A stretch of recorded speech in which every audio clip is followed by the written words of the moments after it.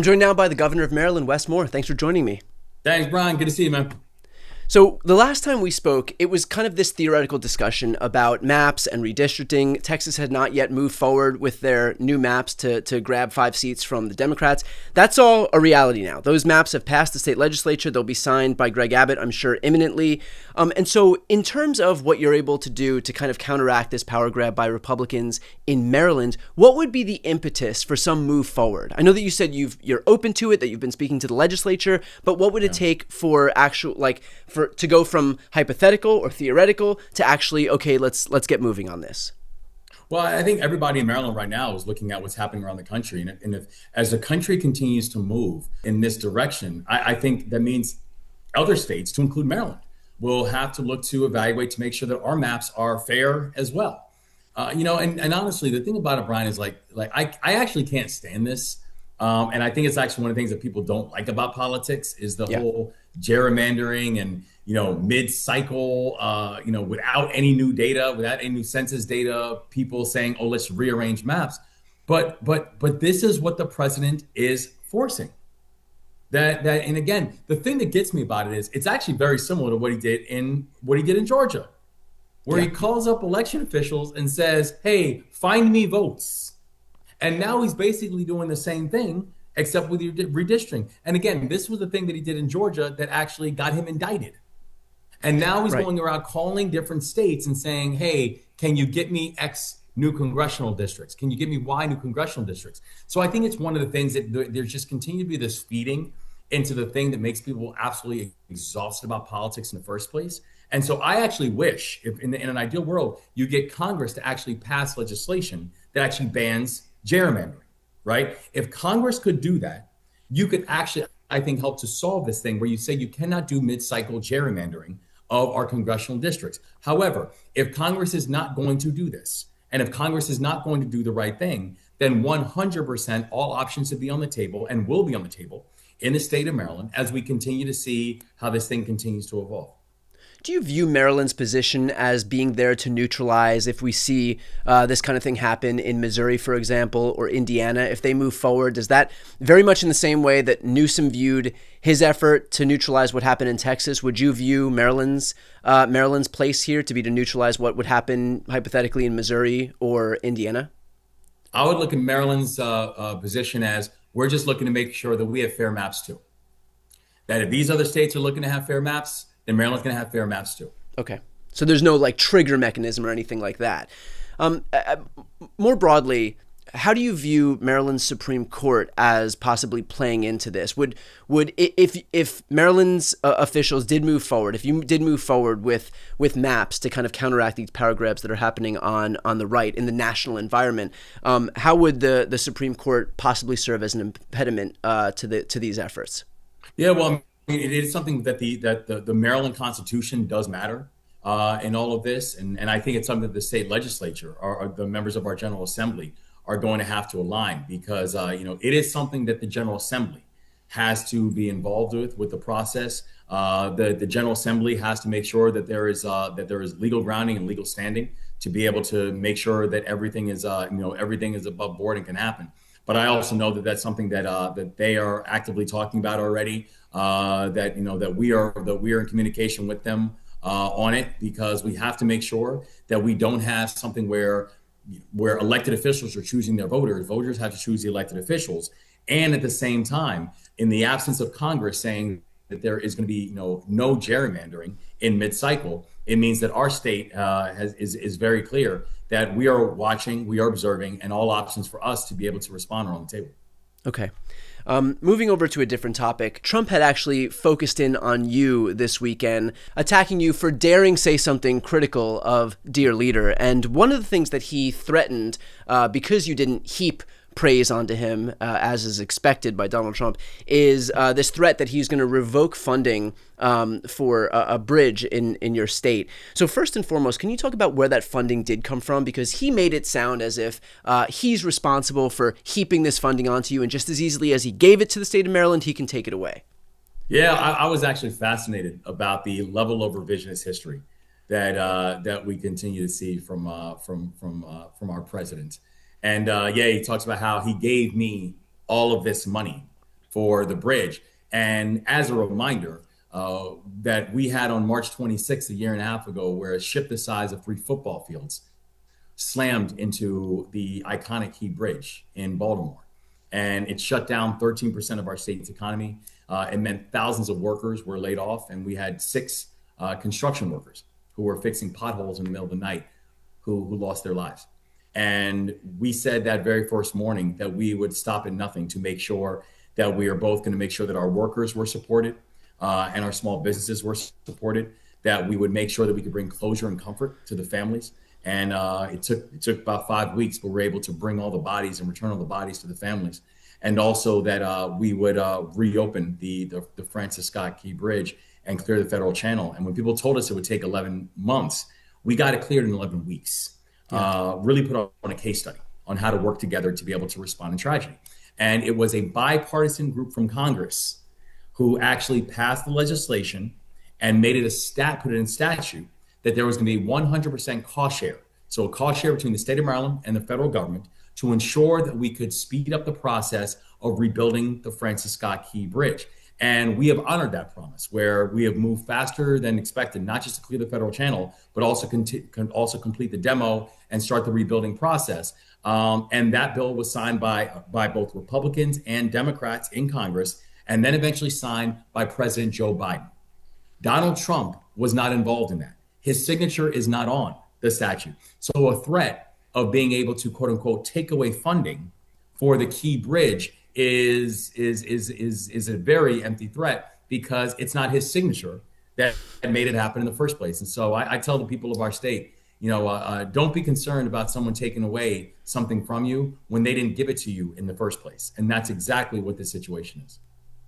What does it say more broadly, notwithstanding the fact that he was not involved in the allocation of this funding, but what does it say that his beef with you personally, because again, you didn't heap praise onto him, which is what he expects from everybody in this country, that his response here is to hurt an American state and American citizens who live in that state because he didn't get, like the amount of loyalty that he expected from one person. And so he's going to hurt everybody else as the result of that, despite the fact that his job as president is to keep this country as prosperous and as safe as it can be. Yeah, I was very clear, Brian, when he first won the election. I said to the people in my state, listen, I will work with anyone, but I will bow down to no one. I'm not built that way. And the people of our state know that. But I look at his decision and what he said recently about the Key Bridge, and what I say is it tracks, because this is the same person that has taken away, that has now pulled back hundreds of millions of dollars in previously allocated capital to the state of Maryland. This is someone who has pulled away resources from NIH. This is someone who's pulled away resources from Social Security. This is someone who's now responsible for firing over 12,000 Marylanders who are federal workers, people who are doing things like making sure that our food is safe and making sure that our critical infrastructure is protected. This is a person who has denied federal support to our folks in Western Maryland who suffered historic floods.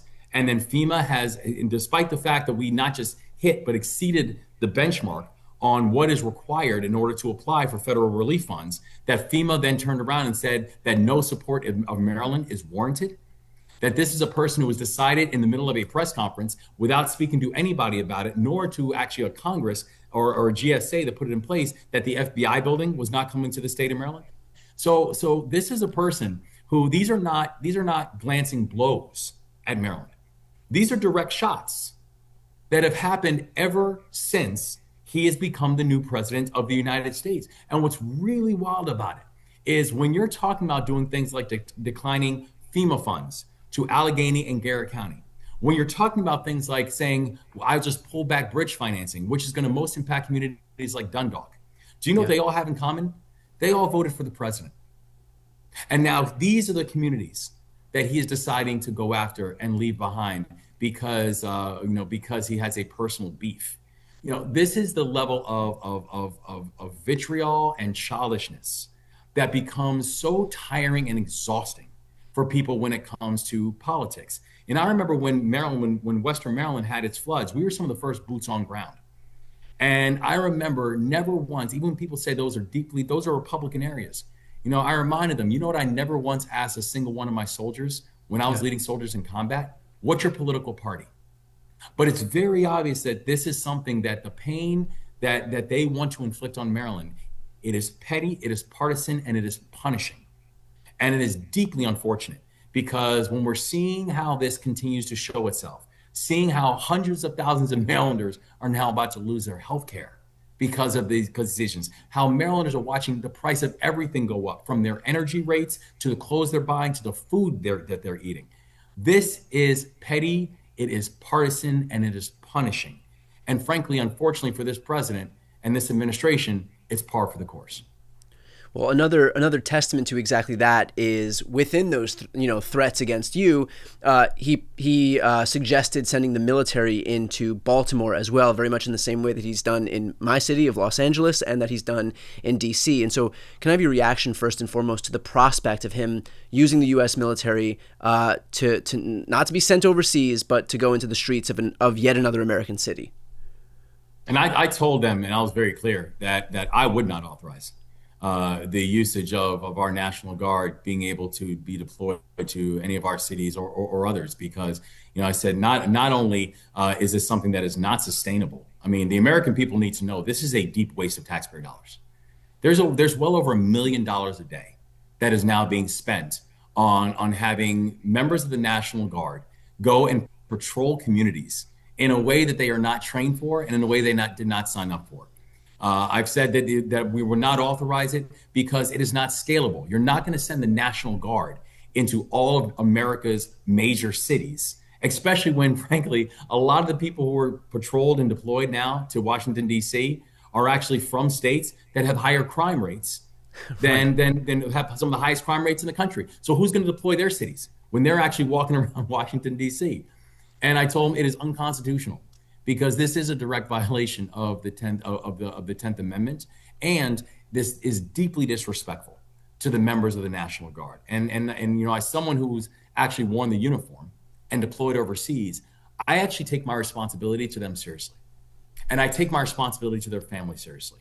And to ask them to go and to activate for a mission that is theatrical and to a mission that they are not trained for is deeply problematic and frankly deeply offensive to me and to a lot of other people who have actually worn the uniform in this country. And so I have said, and I will continue to say, that I will not authorize it. And if there's one thing that I know the Constitution and I know the oath that I took, and I plan on standing by both.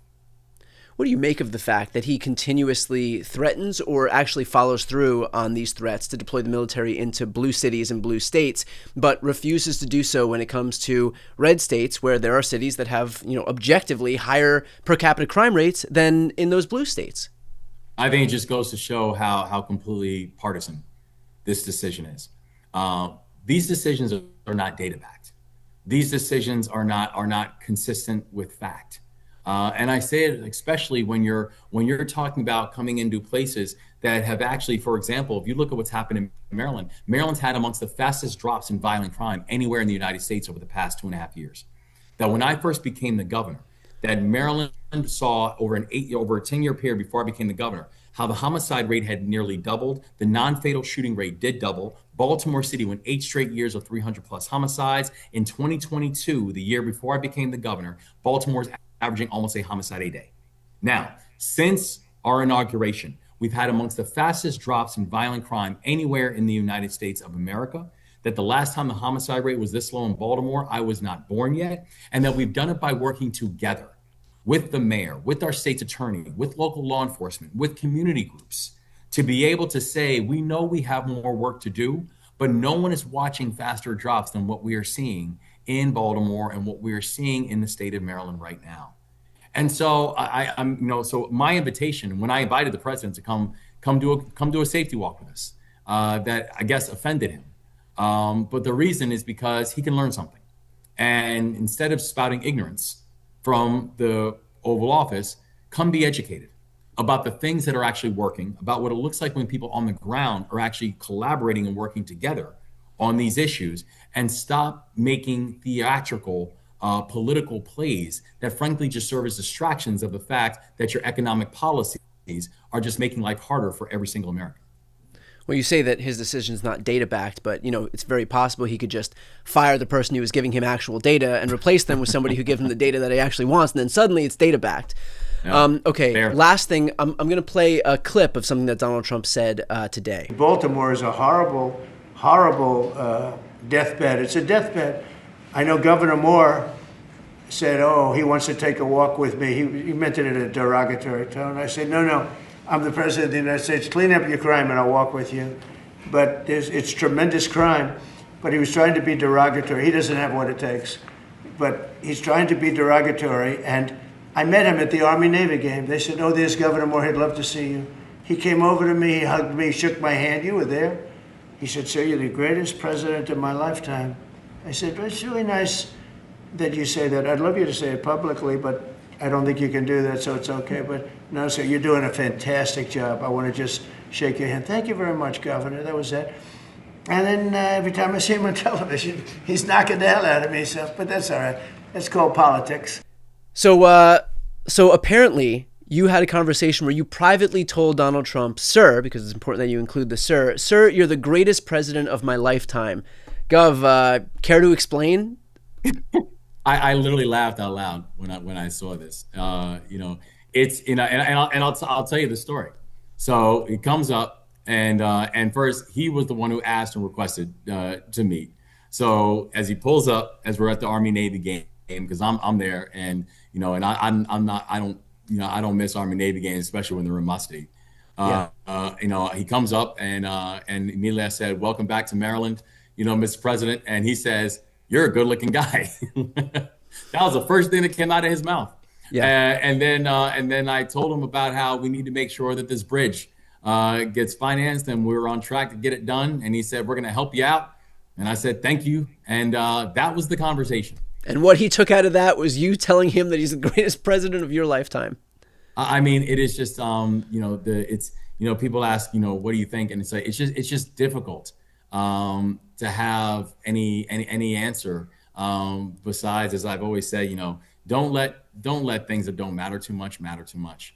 I'm a person who believes in my integrity, and I can tell you right now that imaginary conversation that he revealed from the White House not only did not happen, but unfortunately, it's just a consistent thread and a consistent theme that we are seeing from the President of the United States, which is just a deeply sad state of affairs. Yeah, just a recurring pattern where he is trafficking in nothing but delusion. Okay, well, with that said, I appreciate the time today. I appreciate the work you're doing in Maryland. And, as I'm sure this map fight is going to continue ramping up, this map Cold War that we're engaged in right now at the hands of Donald Trump and these very obsequious Republican governors. I'm sure that this isn't the last that we'll speak about that. So, Governor Moore, appreciate your time today. I appreciate yours, and go Ravens, Brian.